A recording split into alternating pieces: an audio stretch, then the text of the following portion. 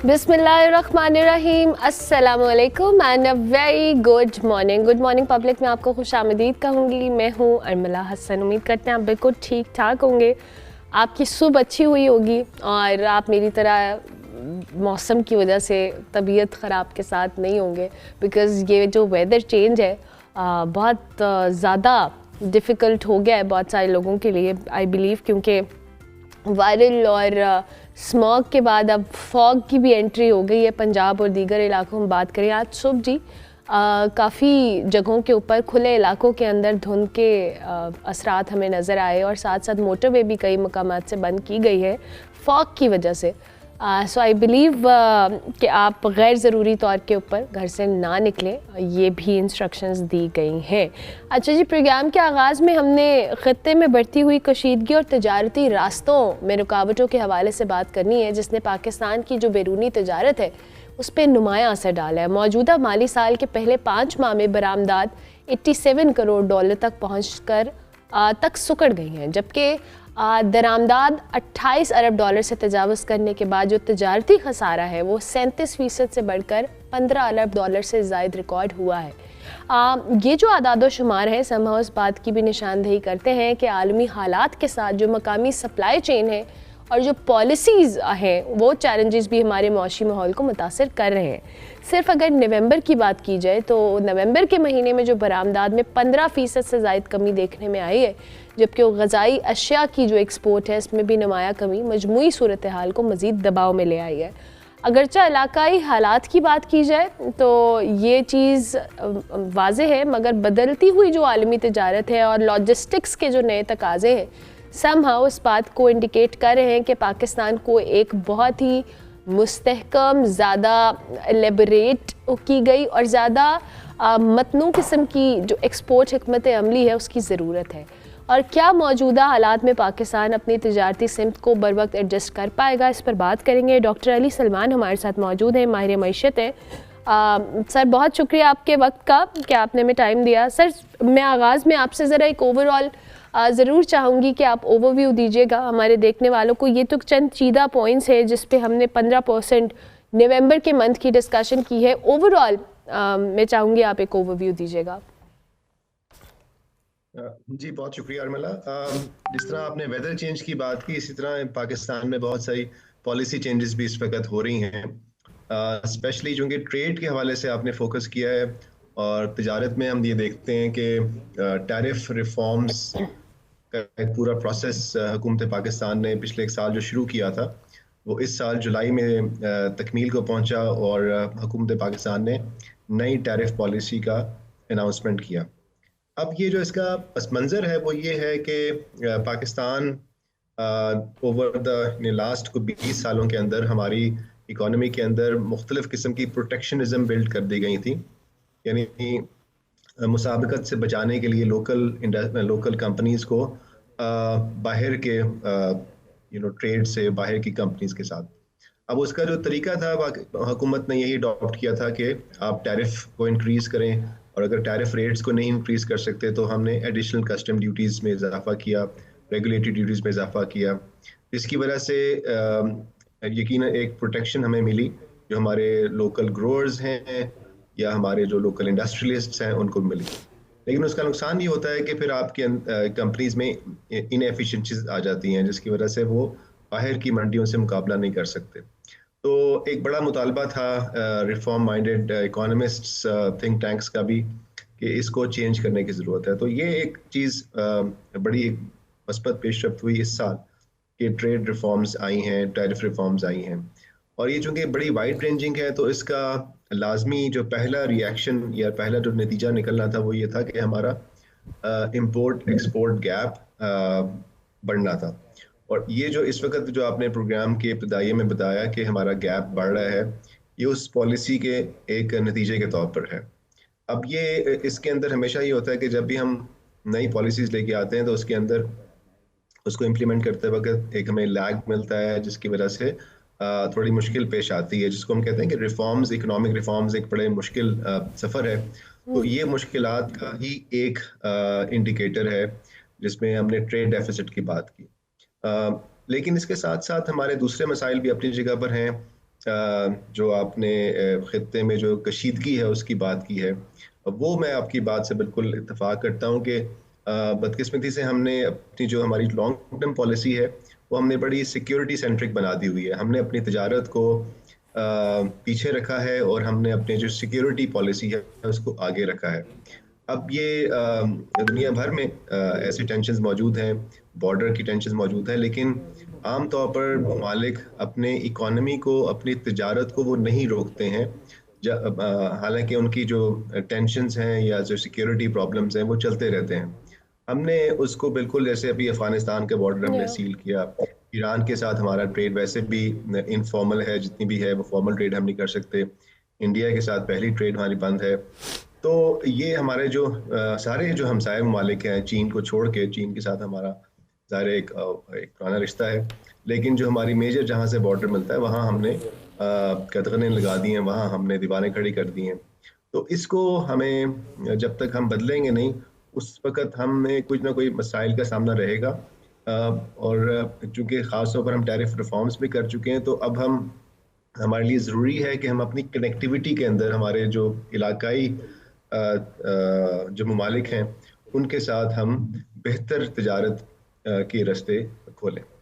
ठीक है। अच्छा डॉक्टर साहब, अभी आपने बात की है कि हमने जो रिफॉर्म्स की हैं और एक अच्छी आपने कहा कि उसका इम्पैक्ट आ रहा है, बट स्टिल जहाँ पर हम रिफॉर्म्स की बात करते हैं, हमने हमेशा इकॉनमी रिलेटेड जो पॉलिसीज़ हैं या हमने जो गोल्स सेट किए वो बड़े शॉर्ट टर्म होते हैं।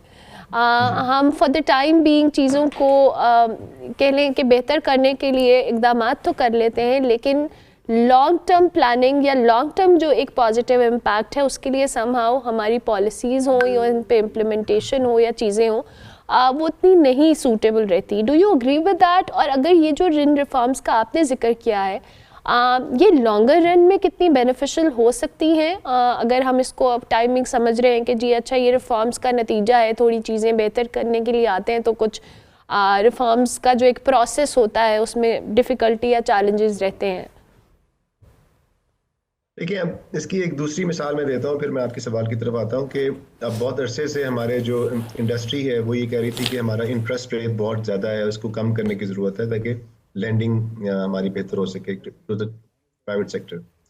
लेकिन अब हुकूमत ने, जो कि हमें इन्फ्लेशन का सामना था 38% 40% तक इन्फ्लेशन हो गई थी, उसका मुकाबला करने के लिए हुकूमत ने एक बड़ी टाइट मॉनेटरी पॉलिसी अडॉप्ट की पिछले 1-2 सालों के अंदर, जो मेरा ख्याल है कि एक बड़ी सस्टेन्ड एफर्ट थी स्टेट बैंक ऑफ पाकिस्तान की तरफ के हवाले से, और उन्होंने अपना जो गोल है लॉन्ग टर्म इन्फ्लेशन का 5 से 7% के अंदर रखने का, वो अचीव कर लिया है। और आइंदा भी ये लगता है कि वो इसी बैंड के अंदर, इसी रेंज के अंदर वो रहेगा। लेकिन एक बड़ा मुश्किल फैसला था, क्योंकि इसका नतीजा ये निकला कि हमारा जो डेट सर्विसिंग भी बढ़ी, हमारी जो है वो कॉस्ट जो ग्रोथ की भी कम हुई है, और हमारी जो borrowing rate to private sector वो कम हुई है। लेकिन जैसे ही स्पेस मिली, जैसे ही इंटरेस्ट रेट अब दोबारा 11-12% पे आए, तो साथ ही credit to the private sector उसमें इजाफा शुरू हो गया। इसी तरह जो ट्रेड का मामला है वो ऐसे ही है, क्योंकि ये जो ट्रेड का रिफॉर्म रोड मैप है वो 4 से 5 साल का है। और मैं तो यही कहूँगा कि इस पे हमें कारबंद रहना चाहिए, उसको हमें रिवर्स नहीं करना चाहिए, क्योंकि अगर हमने 6 महीने के बाद या 1 साल के बाद इसको रिवर्स किया, तो उससे जो है वो हम अपने इन्वेस्टर्स को, ट्रेडिंग पार्टनर्स को भी एक नेगेटिव सिग्नल देंगे कि जी हर साल इनकी पॉलिसी चेंज हो जाती है। क्योंकि मौजूदा जो पॉलिसी है, ख़ास तौर पर टैरिफ रिफॉर्म्स की जो अनाउंस हो चुकी है, वो ऑलरेडी 4 से 5 साल का रोड मैप आ चुका है।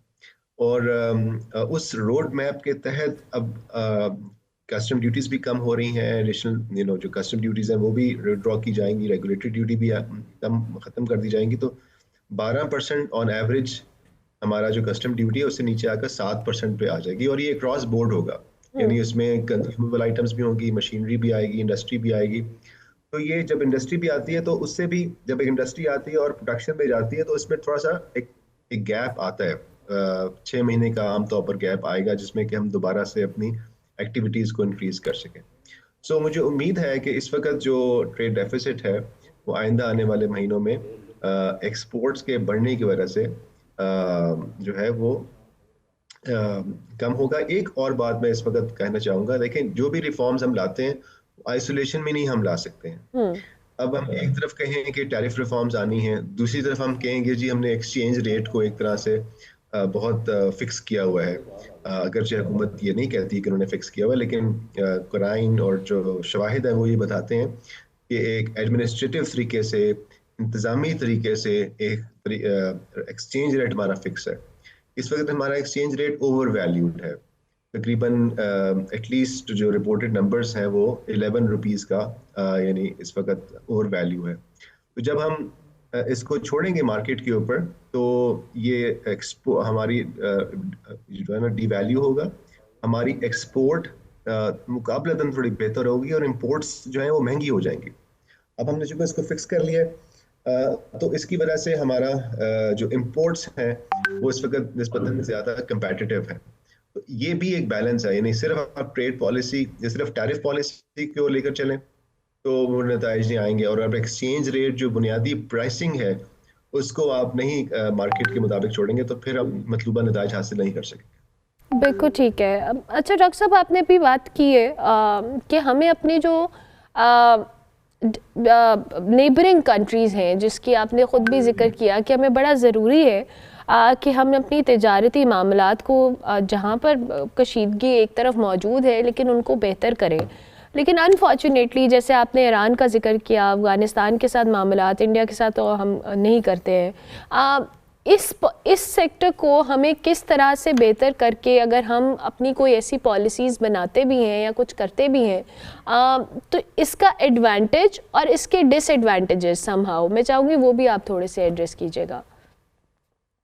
देखिए, जो अफ़गानिस्तान के हवाले से अगर हम बात करें उसमें एक बड़ा मसला रहा है कि हमने जो कि अफ़गानिस्तान को ट्रांजिट ट्रेड के लिए फैसिलिटीज़ दी हुई थी, शुरू से हमने अभी तक दिया हुआ है। हमारा इंटरनेशनल लॉ भी ये कहता है कि जो भी लैंड लॉक्ड कंट्रीज़ हैं तो उनके नेबर्स के लिए ये लाजमी है कि वो उनको एक्सेस दें सी रूट्स के लिए। तो पाकिस्तान ने दी हुई थी और अभी भी ज़ाहिर है अभी तक मुअत्तल है, लेकिन अब हुआ ये है कि चूँकि हमने भी इसमें कमी की और अनफॉर्चुनेटली अफ़गानिस्तान की तरफ से भी हमें इसमें कोऑपरेशन नहीं देखने मिली और उन्होंने भी अपने ऑल्टरनेटिव रूट बनाए, उनके भी अपनी सिक्योरिटी पॉलिसी चेंज हुई। तो जिसकी वजह से हुआ ये कि उन्होंने अपनी ट्रांजिट ट्रेड को भी ईरान के ज़रिए और सेंट्रल एशिया के ज़रिए तकरीबन 50% ऑलरेडी डाइवर्ट कर चुके हैं, यानी कि पाकिस्तान पे उनका डिपेंडेंस उनकी 100% थी, अब वो 50% रह गई है। तो अब जब उनकी ट्रांजिट ट्रेड के हवाले से हमारे ऊपर जो इन्हिसार है वो काफ़ी कम हो गया है, तो जो हमारा एडवांटेज था, यानी हम अफ़गानिस्तान से ही कहते थे कि भी आप हमारी एक्सपोर्ट मार्केट है और आपके ज़रिए हम सेंट्रल एशिया भी जा सकते हैं, क्योंकि अफ़गानिस्तान अगर कोऑपरेट नहीं करेगा तो हम सेंट्रल एशिया नहीं पहुंच सकते, हमारी जो कॉस्ट्स हैं वो नहीं मीट कर सकती, हमारा पूरा जो पोटेंशियल है टू सेंट्रल एशिया वो यानी हम रियलाइज़ नहीं कर सकेंगे। तो अब उसके नतीजे में ट्रांजिट ट्रेड की पॉलिसी के चेंज के नतीजे में हम अपनी जो बायलैटरल ट्रेड है और रीजनल ट्रेड है, अगरचे बहुत ज़्यादा नहीं थी, हम उससे भी हमारा इस वक्त नुकसान हो रहा है। आज ही खबर मैं देख रहा था कि किन्नुओं की एक्सपोर्ट हमारी बड़ी मुतासिर हुई। पिछले साल भी तकरीबन हमारा 150-200 मिलियन डॉलर का एक पोटेंशियल है और हार्डली 30 मिलियन डॉलर थी। इस साल हमारी फसल बहुत अच्छी हुई है, किन्नू की बड़ी रिकॉर्ड प्रोडक्शन हुई है और हमें एक्सपोर्ट करने के लिए डेफिनेटली हमें ईरान की एक्सेस चाहिए, हमें सेंट्रल एशिया चाहिए, हमें बाकी ममालिक चाहिए। तो इस वक्त हमारे पास वो अवेलेबल नहीं है। हम ईरान के पास जाते हैं तो वो सेंट्रल बैंक हमारा कहता है कि जी सैंक्शन लगी हुई है यूएस की तरफ से, आप चैनल्स के जरिए यानी कि बैंकों के जरिए आप एक्सपोर्ट नहीं कर सकते। हालांकि वो एक दूसरे चैनल्स भी अवेलेबल हैं, बायलैटरल के बार्टर के भी चैनल्स अवेलेबल है ईरान के साथ। सो ये काफ़ी रेगुलेटरी मामलात हैं जिनको अगर हम पहले से फिक्स करें तो एक फसल अब तैयार है और चूंकि ये पेरिशेबल क्रॉप है तो ये ज़ाहिर है बहुत अरसे तक तो नहीं रहेगी, इसका नुकसान हो सकता है फार्मर्स को। तो ये हमें पहले से पेशबंदी करनी चाहिए कि हम आगे प्लानिंग करें और जब अब रेडी हैं हम एक्सपोर्ट के लिए तो एक्सपोर्ट्स में जाएं, लेकिन इस वक्त हमारे पास बड़े महदूद चांसेस हैं। बिल्कुल ठीक है। डॉक्टर साहब, आखिरी सवाल मेरा इस हवाले से है, जो हमारी लोकल मार्केट है या हमारे जैसे आपने फार्मर्स का जिक्र किया या दीगर मामलात में हम बात करते हैं, उनका कॉन्फिडेंस होना भी बहुत ज़रूरी है समहाउ। और जब हम इस तरह की पॉलिसीज़ की बात करते हैं जो किसान फ्रेंडली नहीं है या हमारे जो दीगर एक्सपोर्टर्स हैं उनकी लिए फ्रेंडली नहीं है, तो उनका जो कॉन्फिडेंस है समहाउ वो भी शेक होता है। तो हुकूमत को इस तरफ भी अपनी पॉलिसीज़ या रिफॉर्म्स के हवाले से सोचना पड़ेगा कि लोकल जो कंज्यूमर है या हमारी जो लोकल मार्केट है उनका कॉन्फिडेंस समहाउ बहाल करने के लिए भी तो हमें पॉलिसीज़ लानी है, या अगर हैं तो उन पर इम्प्लीमेंट करना है। जी, सबसे पहले तो हमें, बल्कि मैं कहूँगा अर्मिला, कि सबसे पहले हमें अपने local investors, local growers, industrialist को ही प्रायोरिटाइज करना चाहिए। हमें तरजीह ही उनको देनी चाहिए जो पाकिस्तान में मौजूद हैं, जो पाकिस्तान में ऑलरेडी इन्वेस्टमेंट कर चुके हैं। इसमें फॉरेन फर्म्स भी हैं, उसमें हमारे लोकल इन्वेस्टर्स भी हैं जो ऑलरेडी पाकिस्तानी सॉइल पे काम कर रहे हैं। सैकड़ों चाइनीज़ फर्म्स इस वक्त प्राइवेट सेक्टर में काम कर रही हैं ऑलरेडी। ज़ाहिर है हमारे अपने एंटरप्रेन्योर्स, इन्वेस्टर्स मौजूद हैं। वो जो पॉलिसी की क्लैरिटी आती है, तो पॉलिसी की क्लैरिटी का सबको फ़ायदा होता है और लोकल्स को ज़्यादा फ़ायदा होता है, क्योंकि उनकी लोकल नॉलेज और जो नेटवर्क है प्रोड्यूसर्स के साथ, मार्केट्स के साथ, रेगुलेशंस के साथ, वो यकीनन बेहतर होता है। और कोई भी फॉरेन इन्वेस्टर्स ये लोकल नेटवर्क के बगैर काम नहीं कर सकता है। तो इसलिए बहुत ज़रूरी है। जैसे एक और मैं आपको मिसाल दूंगा, हमारी शुगर केन की क्रॉप भी हम एक्सपेक्ट कर रहे हैं कि बेहतर होगी, लेकिन अभी तक हुकूमत ने इस पर एक्सपोर्ट पॉलिसी अनाउंस नहीं की। अगर आप इस पर एक्सपोर्ट पॉलिसी अनाउंस करें तो एक इंसेंटिव होगा कि आप एक्सपोर्ट करें। हमारे पास 500-600 मिलियन डॉलर का एक्सपोर्ट पोटेंशियल मौजूद होता है शुगर केन में, शुगर की सूरत में आफ्टर प्रोसेसिंग। तो वो ग्रोअर्स को अब एक आपको सिग्नल देना पड़ता है, और ये इन एडवांस होता है। ये ज़ाहिर है ये 1 साल का 1.5 साल का प्रोसेस है। जब भी हम एग्रीकल्चर कमोडिटीज़ की बात करते हैं तो आपको पहले से अनाउंसमेंट करनी पड़ती हैं और फिर उसको सस्टेन करना होता है। इसके अलावा यही प्रोसेस, यही जो फार्मूला है वो हमें इंडस्ट्रीज़ के ऊपर लगाना पड़ेगा कि जो मैंने जिसमें शुरू में जिक्र किया, टैरिफ पॉलिसी की शक्ल में ऑलरेडी हम कर चुके हैं, उसको आगे बढ़ाने की ज़रूरत है। Thank you very much doctor साहब, बहुत शुक्रिया आपके वक्त का। डॉक्टर अली सलमान हमारे साथ मौजूद थे, माहिर मईशत। इस वक्त जो पॉलिसीज़ हैं और रिफॉर्म्स के हवाले से तज्ज़िया दे रहे थे। हम ब्रेक लेते हैं, ब्रेक के बाद वापस आते हैं।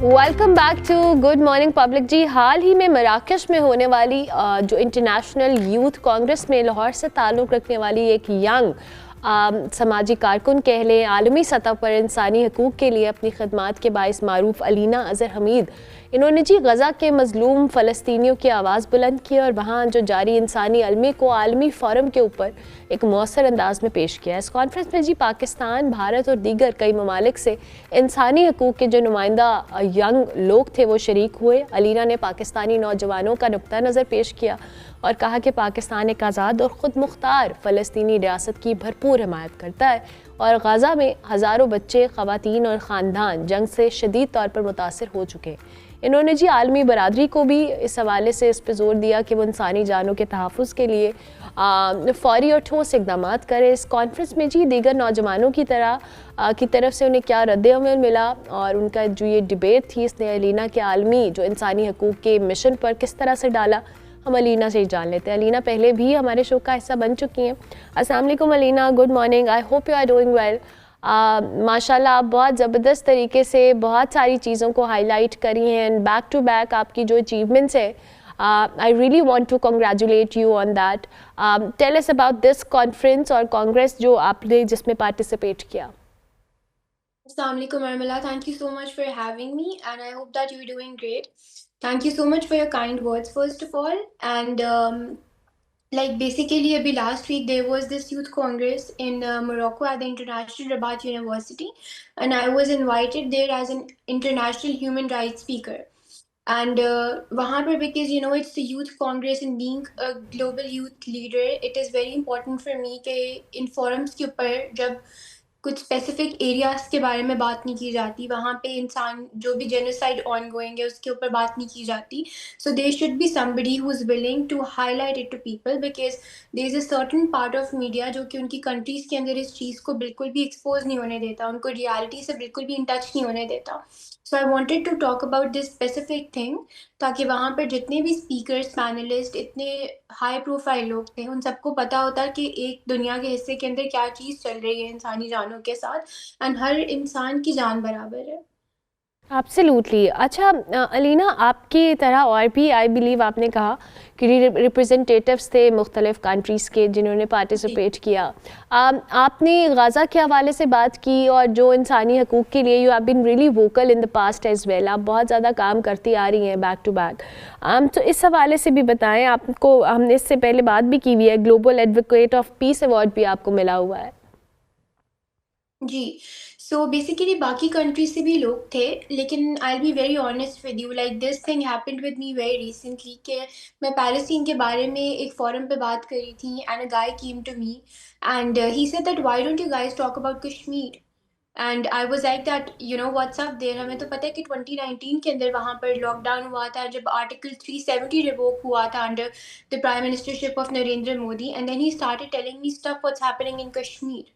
सो ग्लोबल डिफरेंट कंट्री से जब लोग आते हैं, डेफिनेटली वो बात करते हैं सर्टेन एरियाज की. They talk about how black lives matter, and I absolutely stand for it, no doubt in that. But if you talk about people from Palestine, and now I got to know that even Kashmir, maybe nothing different's been happening, but it's just that we don't know, even though the Indian Kashmir is so close to us.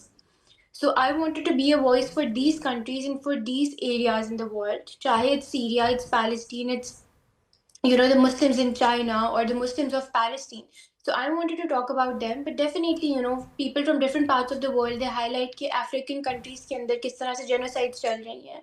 They talk about what's happening with black people in the US. And if you talk about the Muslim world, it's not hidden from anybody that after the 9/11, how the Muslim lives have suffered all over the world. And जिस तरह से भी Muslims को देखा जाता है, especially in the recent times, in the last 1 or 2 years, you know, the immigration crisis, the kind of behavior that's been shown to Muslim people in the Western countries, that's not hidden from anyone. But unfortunately, this wasn't something anybody was talking about. They were just talking about one or two different groups, and all my respect is with them as well. But I don't see people talking about what's happening with Muslims in the world. Alina, अभी आप बात कर रही हैं, but I believe कि हमने जिन countries या जिन ममालिक के हवाले से आपने बात की है, चाहे यूएस है, चाहे दीगर ममालिक हैं, ये ह्यूमैनिटी को लेकर बहुत वोकल रहते हैं कि जी ह्यूमैनिटेरियन वर्क बहुत ज़्यादा है और इस तरह की चीज़ें और ऐसे स्लोगन्स हमने बहुत सुने हैं. लेकिन जो अमली इक़दामात हैं वो आई बिलीव कि पैलेस्टीन हो या हम कश्मीर की बात कर रहे हैं या अफ्रीकन कंट्रीज़ की बात कर रहे हैं, वहाँ पर जिस तरीके से ब्लैक लाइव्स के साथ या हम मुस्लिम्स के साथ देख रहे हैं ऑल अक्रॉस द ग्लोब जो डिस्क्रिमिनेशन किया जाता है, समहाउ ये भी तो एक बहुत बड़ा क्वेश्चन मार्क है इन ममालिक के ऊपर कि किस तरह से ह्यूमैनिटी की बात कर रहे हैं. Absolutely, and I'm so glad that somebody talked about this thing. आपको पता है कि being a student of political science and international relations, this is something I've been very curious about and have been researching about. What the reality is कि it's realism versus idealism. And unfortunately, realism जब human rights की बात आती है तो उस पर ये countries इतना ये सिर्फ बात करती हैं लेकिन practically कुछ नहीं करती हैं, because there is politics involved in everything. अगर वो कभी बात करते भी हैं तो it's for their own political agendas. It's only to increase their own vote bank. You would see global leaders, they would come, they would talk about how they're supporting the Muslims, they're supporting black peoples, but when you see कि उनके पास power आ जाती है, what are they doing for them? They're not doing anything. Rather उनकी policies इस तरह की होती हैं जो इन लोगों को ज़्यादा ऑप्रेस करती हैं. तो you know, you can just talk about something, but implementing it is very hard. And these people know that if they want to, you know, just rule the specific countries they're in, this is how they should play people. And that's what they do. सो अलीना, अभी आपने जिस कांग्रेस का जिक्र किया है यहाँ पर जब आपने बात की है, कैसा रिस्पांस था? जो दीगर कंट्रीज़ के लोग भी आए, जो यूथ वहाँ पे पार्टिसिपेंट्स थे, उनके हवाले से बताएं.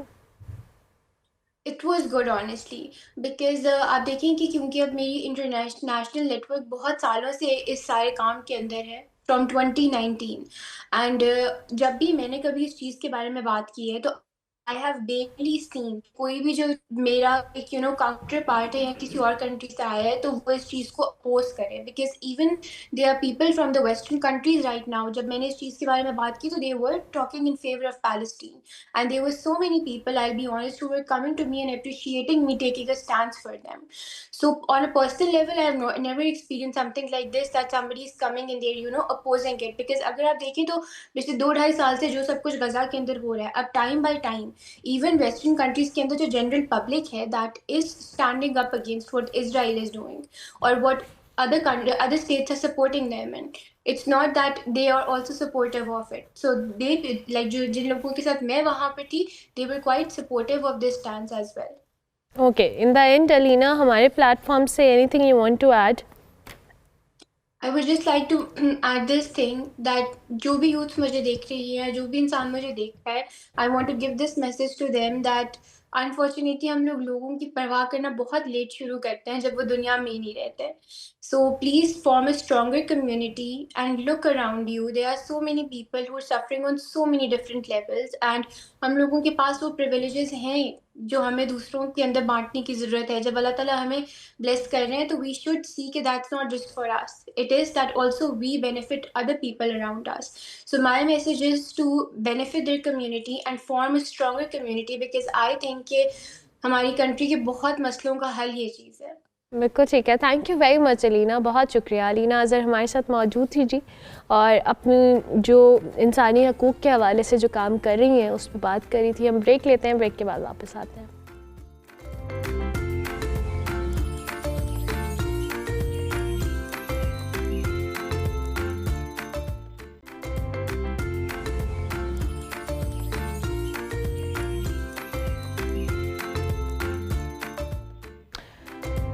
Welcome back to good morning public ji. Break के बाद वापस आ गए हैं. अब हम सुबह सुबह बहुत ही एक ज़बरदस्त और टैलेंटेड किस्म की सिंगर से आपकी मुलाकात करवाएंगे. वैसे तो इस बार पाकिस्तान आइडल का जो सीज़न रहा है, इतना एक्सेप्शनली जो कह लें बेहतरीन टैलेंट हमारे पास आया है इस सीज़न की बदौलत. लेकिन मीरब जेवलिन पाकिस्तान की मौसीकी का एक उभरता हुआ नाम, हाल ही में इन्होंने पाकिस्तान आइडल में पार्टिसिपेट किया. अपनी एक बड़ी ही ताकत यानी स्ट्रॉन्ग जो परफॉर्मेंस है और मुनफरिद जो वाइब के साथ उन्होंने ना सिर्फ जजेस को मुतासर किया बल्कि पूरे मुल्क की तवज्जो भी अपनी जानिब मबजूल कराई है. मीरब की आवाज़ में फ्रेश एनर्जी है, एक जो कह लें सोलफुल म्यूज़िक है, और सोशल मीडिया पे भी इनकी वीडियो क्लिप्स खासे वायरल हैं. इस वक्त हमारे साथ मौजूद हैं. मीरब अस्सलाम वालेकुम, I hope you are doing well. आपका हमने ठीक है मीरब से हम राबता करने की कोशिश करते हैं जी, और इनकी चंद परफॉर्मेंसेस जहाँ पे हम सोशल मीडिया पे बात करें कि पाकिस्तान आइडल में बहुत सारे ऐसे सिंगर्स हमें मिले हैं. इनफैक्ट कुछ सिंगर्स पहले भी हमारे शो का हिस्सा बने थे, और जितनी अच्छी जो हमें सिंगर्स की एक लॉट मिली है, हम हमेशा कहते हैं कि पाकिस्तान के अंदर बेशबहा टैलेंट है, लेकिन राइट प्लेटफॉर्म्स, राइट एनर्जीज़ की ज़रूरत है. इस वक्त मीरब हमारे साथ मौजूद है. मीरब अस्सलाम वालेकुम, I hope you are doing well. वालेकुम सलाम, आई एम वेरी फाइन. आप कैसी हैं? मैं बिल्कुल ठीक हूँ. मेरा बहुत शुक्रिया कि आपने हमें early in the morning time दिया, और आपकी आवाज़ तो हमने सुनी है. आपने जिस तरह से ना सिर्फ पाकिस्तान आइडल के अंदर लोगों को, जजेस को मुतासर किया है, इनफैक्ट आपने पूरे पाकिस्तान को मुतासर किया है. पहले तो हमें अपनी पार्टिसिपेशन के हवाले से, अपने इस जर्नी के हवाले से बताएं. Sure, thank you so much. First of all मेरी जर्नी बड़ी जिसे कहते हैं कि इस तरह रही है कि मैंने सोचा नहीं था दैट मैं I will be coming that far, मैं इतने आगे जाऊंगी. तो बहुत ज़्यादा सोचा नहीं था इसके बारे में, बस सोचा कि कि ऑडिशंस हो रहे हैं, कर लेते हैं, और मेहनत की, फिर आगे से आगे बढ़ती रही. गाती तो मैं बचपन से हूँ, मगर कभी इस पे इतनी तवज्जो नहीं दी थी. मगर आगे जाके जब मुझे अब एप्रिसिएशन मिल रही है, सारा कुछ बहुत ही प्यार मोहब्बत मिल रही है, तो बहुत अच्छा लग रहा है. और बड़ा जिससे कहते हैं कि ये एक तरफ से मेरी फैमिली की तरफ से बहुत सपोर्ट है, एंड इट्स अ ब्लेसिंग, खुदा की तरफ से मैं आगे से आगे बढ़ती जा रही हूँ, तो बस ज़बरदस्त। चीज़ें होती जा रही हैं और जो है वो आगे बढ़ती जा रही हूँ, ऐसा हो रहा है। ज़बरदस्त। तो मीरा मुझे ये बताएं कि आपने जैसे कहा कि आप बचपन से गा रही हैं, ज़ाहिर है फैमिली में बहुत सारे लोग अपनी फैमिली में पहली दफ़ा सिंगिंग ट्राई करते हैं और कुछ की फैमिलीज़ में होता है। ज़रा हमें ये बताएं कि आपको अगर सपोर्ट सिस्टम मिला अपनी फैमिली की तरफ से, तो ऑलरेडी कोई फैमिली में ऐसे सिंगर्स मौजूद थे या नहीं, you were the only one जिसने स्टार्ट किया? हाँ, कह सकते हैं कि आई am the only one who is you know, जो एक प्लेटफॉर्म पे, एक रेनाउंड प्लेटफॉर्म पे स्टार्ट कर रहे हैं। मेरी आवाज़ जो है I have gotten from my mother, so she sings very well, मगर she is not you know in towards singing, और she is not towards music professionally, मगर I have got my voice from her. तो ये है, support उनकी तरफ से था, मगर कोई इस फील्ड में नहीं है, कोई प्रोफेशनली या किसी ने इस प्लेटफॉर्म पे, जैसे कहते हैं कि म्यूज़िकली प्लेटफॉर्म पे कभी कुछ नहीं किया, तो यस कह सकते हैं कि from my family I am the first one to take that step. That's amazing. अब आपकी पाकिस्तान आइडल के अंदर पार्टिसिपेशन कैसी रही? आपने बहुत ज़बरदस्त परफॉर्मेंसेस दी, आपने जजेस ने आपको बहुत ज़्यादा अप्रिशिएट किया। इनफैक्ट अब तो आपके जब क्लिप्स हम देख रहे हैं सोशल मीडिया के ऊपर, लोग बहुत ज़्यादा आपको अप्रिशिएट कर रहे हैं, वो कैसा लगा? बहुत अच्छा लगा। मैं एक्चुअली मैं उठती हूँ आजकल सुबह, तो बस देखती हूँ तो यू नो 50 व्यूज़ ऊपर होते हैं, 100 व्यूज़ ऊपर होते हैं, तो बहुत ओवरवेलमिंग फीलिंग है, बहुत खुशी होती है, बहुत अच्छा लगता है कि इतना प्यार इतने कम टाइम में, क्योंकि जितनी मेहनत हम कर रहे हैं इस इवेंट को एग्जीक्यूट करने में, जितनी रिहर्सल्स होती हैं इसके पीछे, जितनी मेहनत और पैशन होता है, वो सब जिसे कहते हैं कि हमें उसका रिज़ल्ट दिख रहा है through the support and the love, so तो बहुत अच्छा लगता है। इवन अभी रिसेंटली द रीसेंट एपिसोड, उसमें मैंने अभी शेयर किया कि मेरी व्यूज़ जो हैं वो वीडियो पे वाज 1 मिलियन, सो बहुत बहुत अच्छा लगता है, बहुत खुशी होती है सारे सपोर्टर्स की। And I want to thank each and every one of you who is watching me, who listen to me, कि thank you so much, and इसी तरह सपोर्ट करती रहें आप, and I surely will move forward इंशाल्लाह। So Meera, अब हम आपसे रिक्वेस्ट कर सकते हैं कि आप हमें कुछ सुनाएं?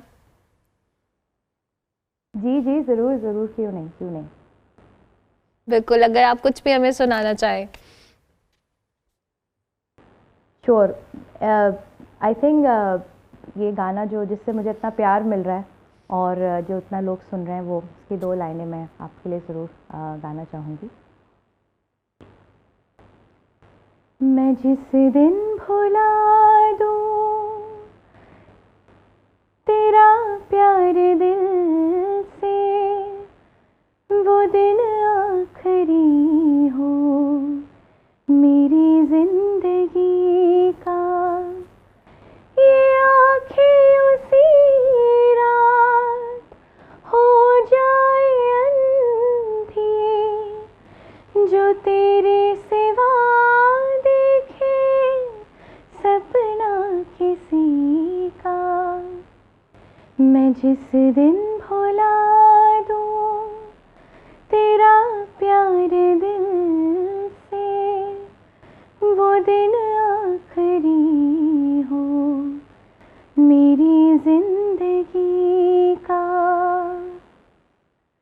मुझे अपने दिल से उतरने न देना, मैं खुशबू हूँ मुझे को बिखरने ना देना, मैं खुशबू हूँ मुझको बिखरने न देना।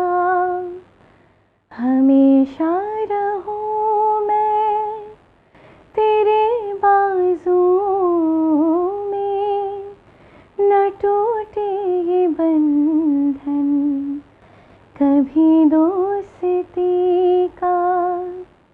ये आँखें उसी रात हो जाए अंधी, जो देखे सिवा तेरे सपना किसी का। मैं जिस दिन भुला दूँ तेरा प्यार दिल से, वो दिन मेरी जिंदगी का। Thank you. बहुत खूबसूरत, माशाल्लाह, बहुत ज़बरदस्त, और आपकी आवाज़ बहुत खूबसूरत है, नो डाउट। मीरब, हमें ये बताएं कि ज़ाहिर है बहुत सारे आर्टिस्ट सेल्फ टॉट आर्टिस्ट होते हैं, बहुत सारे लोग बाकायदा म्यूज़िक की तरबियत लेते हैं। आपने अभी तक सीखा है म्यूज़िक, या आप सीख रही हैं अभी भी? मैंने प्रोफेशनली इसमें कोई ट्रेनिंग नहीं ली है, टू बी ऑनेस्ट। मैं इसमें स्किल्स नहीं हूँ। जो भी मैंने सीखा है I learn from my mother. मैंने अपनी मम्मा से सीखा है, या यूट्यूब पे म्यूज़िक सुन सुन के, टीवी पे, फ़ोन पे, यूट्यूब पे, इस तरह सीखा है। अब मैं जो हूँ वो जब से इस प्लेटफॉर्म का हिस्सा बनी हूँ, जो मैं देखती हूँ सबको बहुत पैशनेट हैं, सारे मेरे इर्द गिर्द स्किल्ड हैं और सब बहुत अच्छे लोग हैं म्यूज़िकली इसके। तो अब मैं जो हूँ इस पर तवज्जो देना शुरू कर रही हूँ, और मैं सोच रही हूँ कि मैं सीखने की तरफ जाऊँ, बल्कि मैं स्टार्ट कर दिया कुछ इसके मुतल्लिक। तो ये है, लेकिन बचपन से मैं स्किल्स नहीं थी, लेकिन ये एक गॉड गिफ्टेड चीज़ है, और जो मैंने सीखा है अपनी मदर से सीखा है, अपनी फैमिली में जो मुझे सपोर्ट मिला उससे मैंने सीखा है। डेफिनेटली ज़बरदस्त। चलें, आई एम ग्लैड। लेकिन आप अगर सेल्फ टॉट आर्टिस्ट भी हैं तो आप बहुत ज़बरदस्त आर्टिस्ट हैं, ये तो कहने की अब कोई दूसरी बात ही नहीं है, बिकॉज़ आपकी आवाज़ बहुत खूबसूरत है। मीरा में भी आप बात करी थी कि पाकिस्तान आइडल हो या इस तरह के बड़े प्लेटफॉर्म्स हों, यंग सिंगर्स के लिए एक बड़ी अच्छी अपॉर्चुनिटी होती है, आई बिलीव। कि ज़ाहिर है सोशल मीडिया ने जब बहुत सारी चीज़ों को आसान किया है, आप अपने प्लेटफॉर्म्स के ऊपर अपने म्यूज़िक को देखकर आप लोगों को इंस्टेंट रिस्पांस आपको मिलता है, बट इस तरह के प्लेटफॉर्म्स एज एन आर्टिस्ट आप क्या फील करती हो, कितने ज़रूरी हैं यंग सिंगर्स के लिए? आई थिंक बहुत ज़रूरी है, because of course there is no doubt कि सोशल मीडिया बहुत एक क्विक रिस्पांस देता है, क्विक रिजल्ट देता है, और एक क्विक अटेंशन देता है हमारे आर्टिस्ट्स को, वेदर इट्स म्यूज़िक या कोई भी दूसरे किस्म का आर्ट हो। मगर जो एक लर्निंग है, जो एक सीख है जो हम सीख सकते हैं, हम इन प्लेटफॉर्म्स पे ही आके, इन प्लेटफॉर्म्स पे ही अपने आप को प्रेजेंट करके कर सकते हैं। बिकॉज जो जजेस हमारे सामने हैं, लेजेंडरी जजेस जो हमें जैसे कहते हैं कि म्यूज़िक डायरेक्ट कर रहे हैं, जो हमें सिखा रहे हैं सारी चीज़ें, Shuja Haider, I mean he is one of big names of Pakistan music industry. तो हम जब इन लोगों के साथ इंटरेक्ट करते हैं, इन प्लेटफॉर्म्स पे जब मिलते हैं, जब सीखते हैं, तो आई थिंक जो सीखने का एक पॉइंट है वो हम खाली सोशल मीडिया की अपनी प्रेजेंस से नहीं कर सकते, unless we join a platform like this. तो आई थिंक ये प्लेटफॉर्म्स आपके एक पर्सन की अपनी म्यूज़िक ग्रोथ और डेवलपमेंट और लर्निंग के लिए बहुत एक जो है वो अहम हिस्सा रखता है, ये इस तरह के platform. So it's extremely important, it's very important, I believe. बिल्कुल ठीक है। इन द एंड मीरब, हमारे प्लेटफॉर्म से बहुत सारे लोग आपको सुन रहे हैं, अप्रिशिएट कर रहे हैं, आपको सपोर्ट कर रहे हैं, कुछ आप उनको कहना चाहें, और फिर हम आपसे एक और गाने की भी रिक्वेस्ट करेंगे। ज़रूर। मैं बस यही कहना चाहूँगी कि मैं बहुत थैंक यू, मैं ग्रेटफुल हूँ, मैं शुक्रिया अदा करना चाहती हूँ ईच एंड एवरी वन जिन्होंने मुझे अभी रिसेंटली वोटिंग भी की है, रिसेंटली वोटिंग लाइन्स भी खुली थी, जो मुझे सुन रहे हैं। इतने खूबसूरत कमेंट्स आ रहे हैं, मैं रोज़ पढ़ती हूँ, मैं सबके कमेंट्स पढ़ती हूँ, मैं सबका जवाब नहीं दे सकती क्योंकि बहुत सारे कमेंट्स, बहुत प्यार मिल रहा है। Even I have a lot of people जो मुझे जो है वो क्रॉस द बॉर्डर भी अप्रिशिएट करें फ्रॉम इंडिया।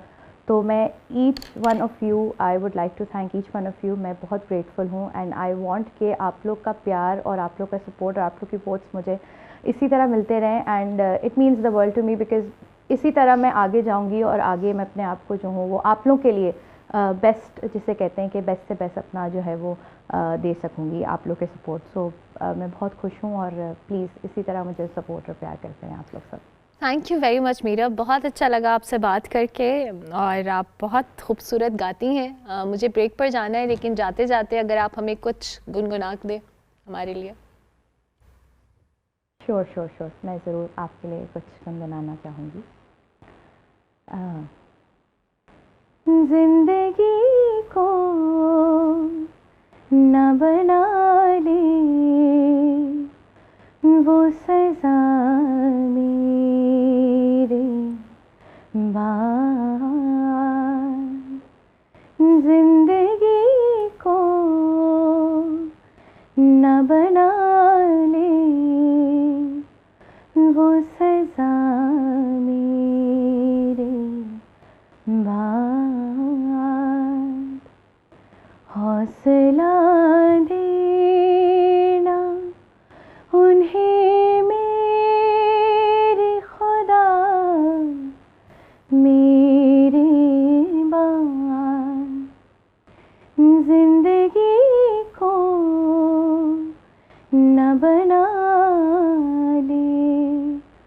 वो सजा मेरे भाई।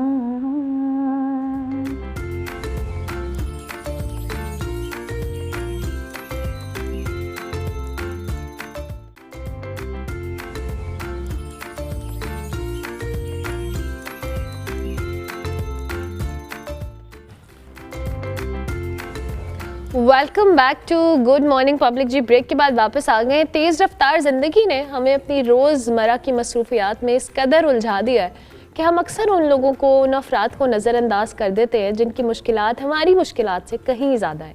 खुसूसी अफराद के हवाले से या किसी जिस्मानी कमी कह लें, माजूरी कह लें, उसके बाइस रोज़मर्रा ज़िंदगी में बेशुमार रुकावटों का सामना करते हैं। आज हमारे माशरे के बड़े तबके के लिए नज़र ना आने वाले शहरी बने हुए हैं। दुनिया भर में हर साल 3 दिसंबर को खुसूसी अफराद का आलमी दिन मनाया जाता है, जिसका मकसद भी यही है कि इन अफराद के हकूक़ हों, शमूलियत हो और ख़ुद मुख्तारी को उजागर किया जाए।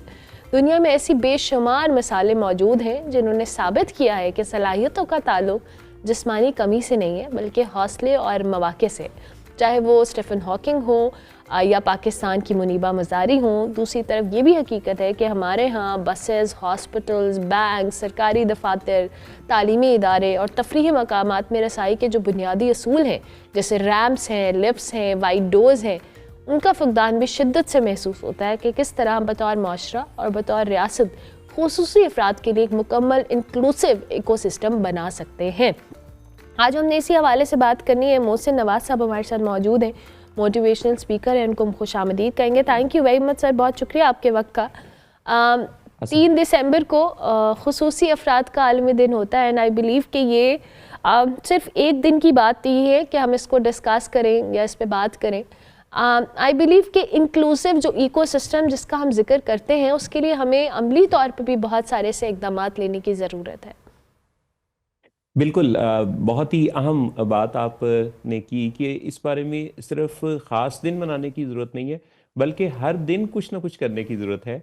पहली बात तो ये है कि इस बारे में जो नेशनल जो एस्टिमेशन है और जो ग्लोबल एस्टिमेशन है उसमें फ़र्क है। नेशनल एस्टिमेट्स जो हैं वो बताते हैं कि 74-75 लाख तक ऐसे अफराद की तादाद है, जबकि ग्लोबल जो एस्टिमेट्स है पाकिस्तान के बारे में उसके मुताबिक तकरीबन 2.5 से 3 करोड़ वो अफराद हैं जिनको पर्सन विद डिसेबिलिटीज़ कहा जा सकता है। तो अगर कोई काउंटिंग में आएगा तो फिर उसके बारे में कोई बजट एलोकेशन होगी, उसके बारे में कोई पॉलिसी बनेगी और उसके बारे में सोसाइटी में काम होगा। कुछ काम जो ख़ास करने की ज़रूरत है उसमें ऐसे पर्सनस के लिए जैसे सिटीज़ पर आजकल काफ़ी काम होता है, तो सिटीज़ को पर्सन विद डिसेबिलिटी फ्रेंडली बनाना।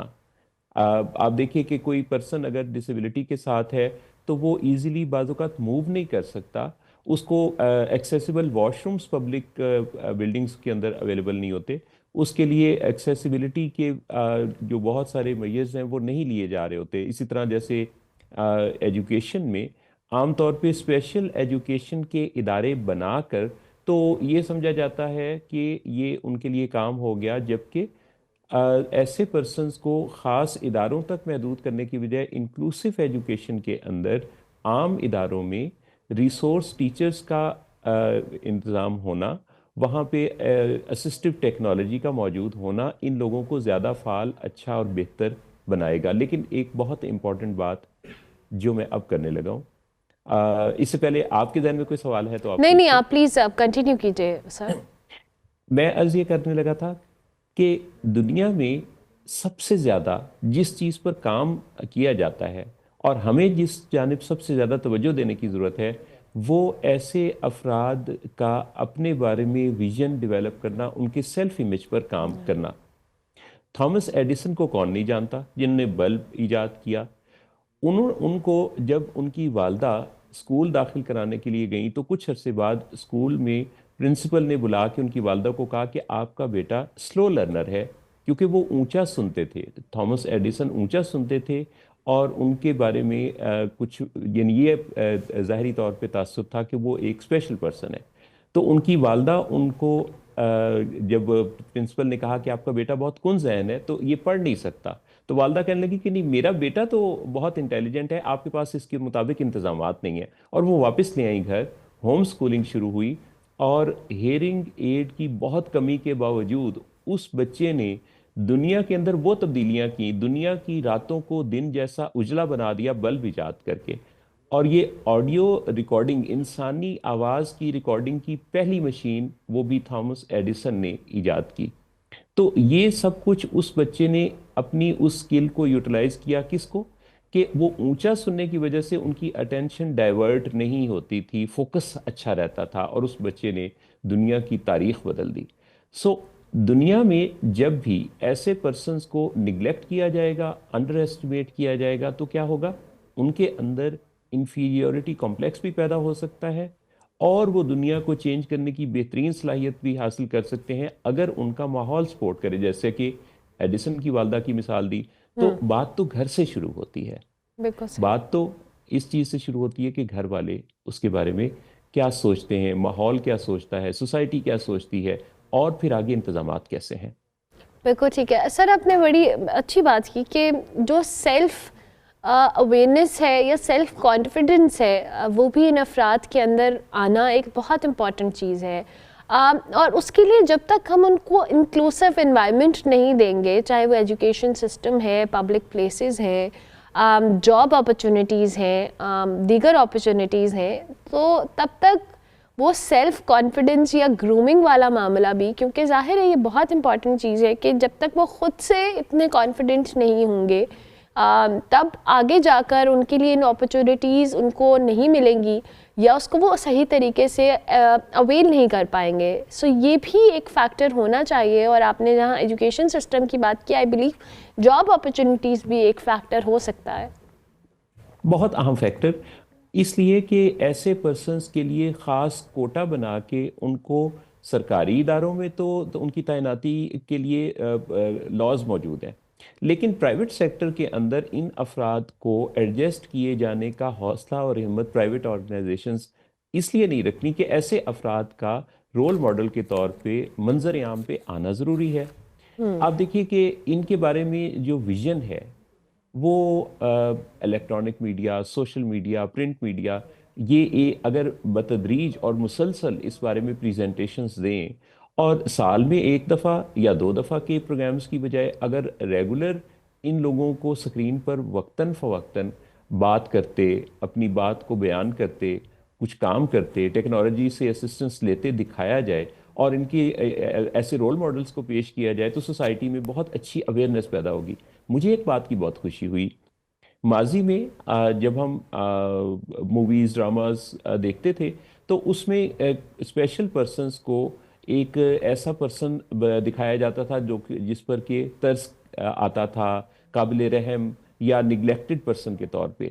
लेकिन रिसेंटली एक मूवी रिलीज़ हुई है नीलोफर, जिसके अंदर हीरोइन जो है वो एक ब्लाइंड लड़की है, और उस ब्लाइंड लड़की का जो रोल है वो एक बहुत ही स्पिरिचुअल पावर के साथ है, विजडम से भरपूर, हीरो के अंदर एहसास जगा देने की, रूहानियत को बेदार कर देने की, और उसका एतमाद बहाल कर देने वाली शख्सियत।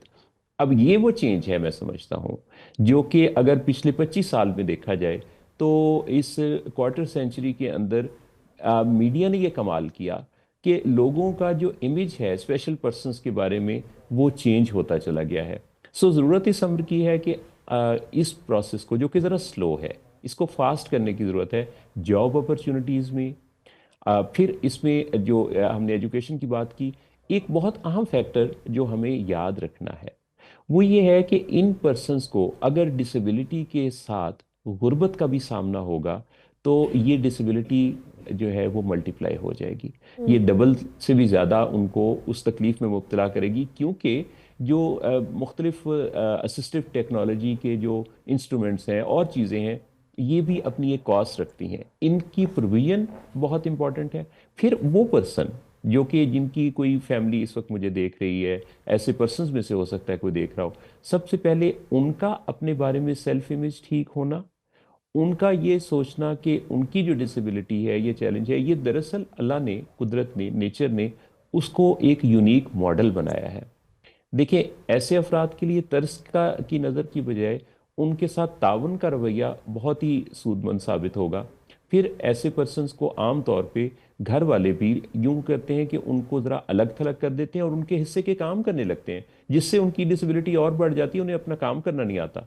ऐसे पर्सन्स को, जो कि पर्सन्स विद डिसेबिलिटी जिन्हें हम कहते हैं, अपने वेट मैनेजमेंट पर काम करना चाहिए ताकि उनका वजन ना बढ़े, उनकी मोबिलिटी ईजी रहे, वो जिस्म के तमाम हिस्सों को हरकत में रखें, वो लोगों के साथ बातचीत करने का अच्छा हुनर सीखें, वो लोगों को इम्प्रेस करने और इंस्पायर करने की ऐसी कैपेबिलिटी रखते हों कि उनकी प्रेजेंस से लोग खुशी और अच्छा महसूस करें। ये सब कुछ सलाहियतें उनके अंदर होती हैं, इनको सिर्फ पॉलिश करने की ज़रूरत है, इनकरेज करने की ज़रूरत है। मैं ज़ाती तजर्बात की रोशनी में ये समझता हूँ कि जब भी आप किसी पर्सन को ऐसा देखें कि उसको कोई फिज़िकल चैलेंज है, अगर आप उसे इनकरेज करेंगे, अगर आप उसके साथ थोड़ा सा बातचीत वाला, तालमेल वाला रवैया रखेंगे, आप यकीन माने कि इनके अंदर ऐसी ज़बरदस्त कैपेबिलिटीज़ होती हैं। मैंने कोई अब 18 ईयर्स रेडियो का प्रोग्राम जब किया, तो उसमें प्रोग्राम का फॉर्मेट ये होता था कि फर्स्ट आवर में मेरा हीरो कोई स्पेशल पर्सन होता था, सेकंड आवर में मेरा हीरो जो है वो कोई सेलिब्रिटी होता था, वो कोई फिल्मी हीरो या कोई आर्टिस्ट, इस तरह के। आप यकीन माने कि किसी भी सतह पर इनकी शख्सियत में कोई कमी महसूस नहीं होती थी, बल्कि उस सीट पर आकर बैठने वाला वो स्पेशल पर्सन भी बिल्कुल एग्जैक्ट एक सेलिब्रिटी के एतमाद से बात करता था। अगर हम इस स्टाइल में आज मीडिया को इस्तेमाल करें, तो मैं समझता हूँ कि ऐसे अफराद की बहुत बड़ी पॉपुलेशन को हम बहुत अच्छा सही। मुआशरे का फ़ाल शहरी बना सकते हैं। Thank you very much Mohsin Nawaz साहब, बहुत शुक्रिया आपके वक्त का। मोहसिन नवाज हमारे साथ मौजूद थे जी, और इंक्लूसिव इकोसिस्टम की जहां हम बात करें खुसूसी अफराद के लिए, उस पर अपना कमेंट दे रहे थे। ब्रेक लेते हैं, ब्रेक के बाद वापस आते हैं।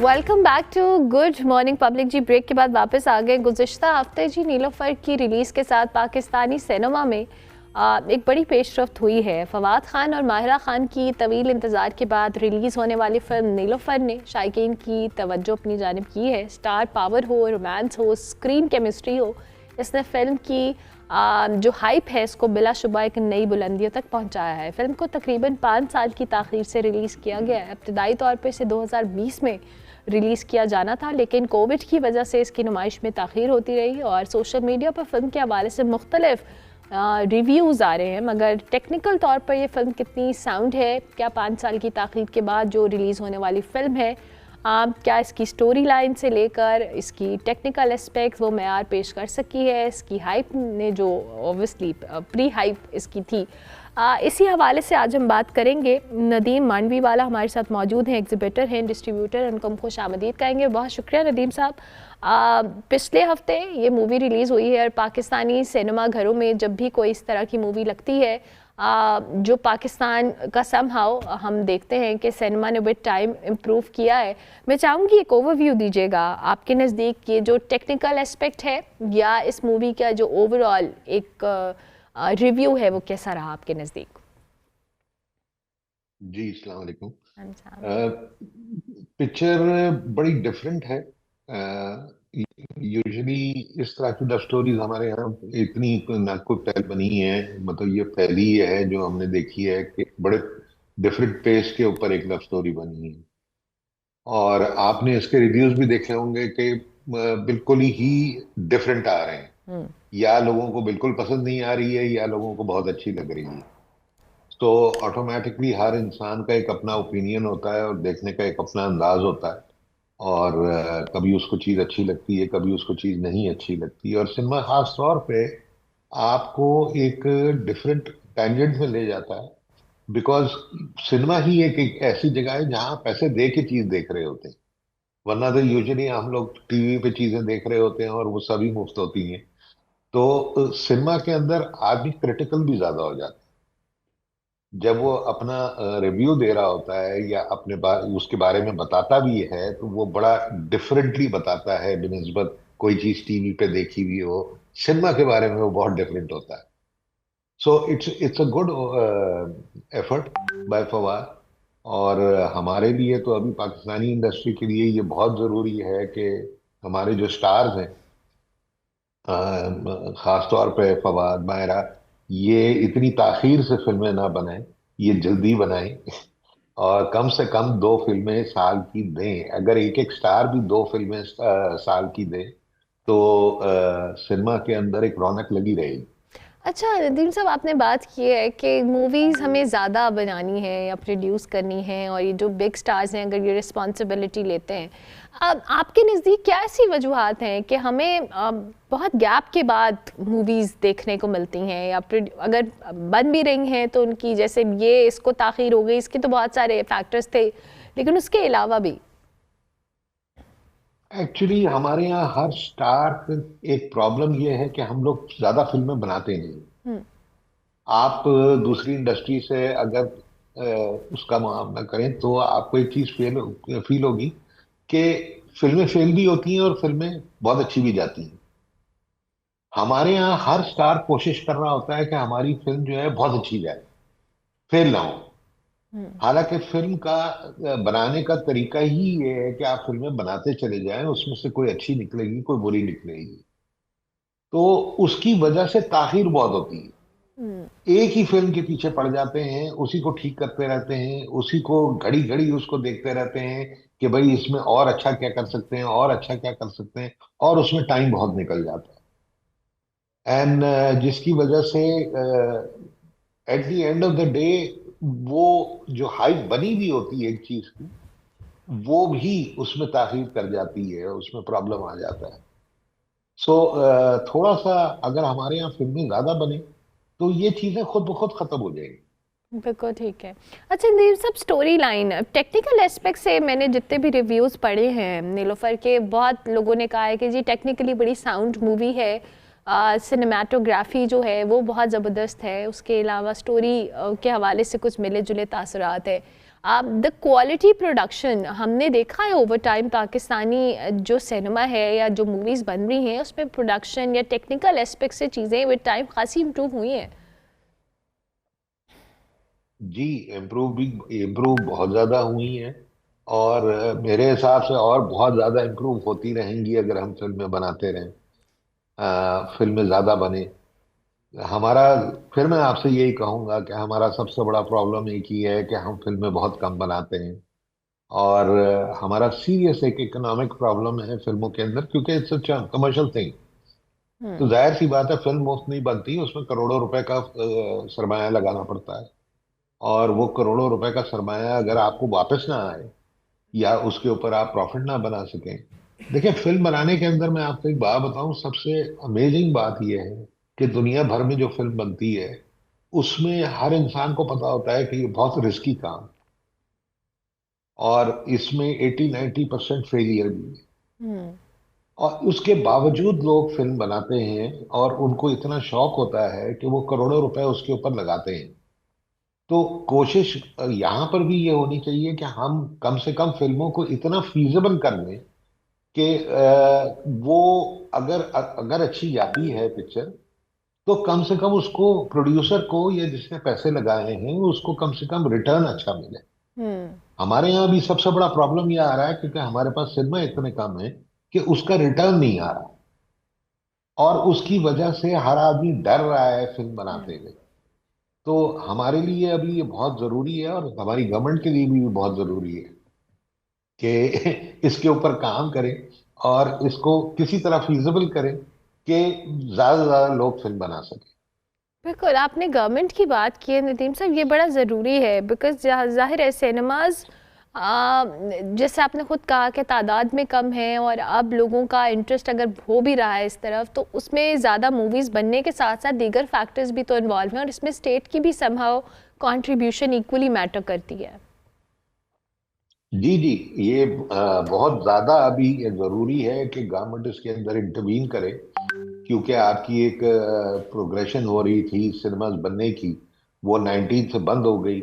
और सिनेमाज बजाय बढ़ने के वो कम होना शुरू हो गए। सो ऑटोमेटिकली, खास तौर पर पंजाब गवर्नमेंट ने इसके ऊपर इस साल बहुत ज्यादा काम किया है, और they are coming, they want to come up with policies और इंसेंटिव्स, वो इंसेंटिव्स इतने अच्छे हैं कि अगर वो इम्प्लीमेंट हो गए तो डेफिनेटली उसका रिजल्ट जो है अगले 2-3 साल में बहुत बड़ा है, और पाकिस्तान के अंदर बेतहाशा फिल्में बनना शुरू हो जाएंगी।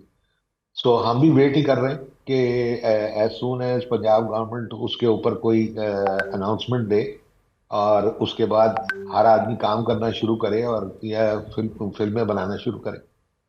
बिल्कुल ठीक है। Thank you very much. Nadeem Mandviwalla हमारे साथ मौजूद थे जी।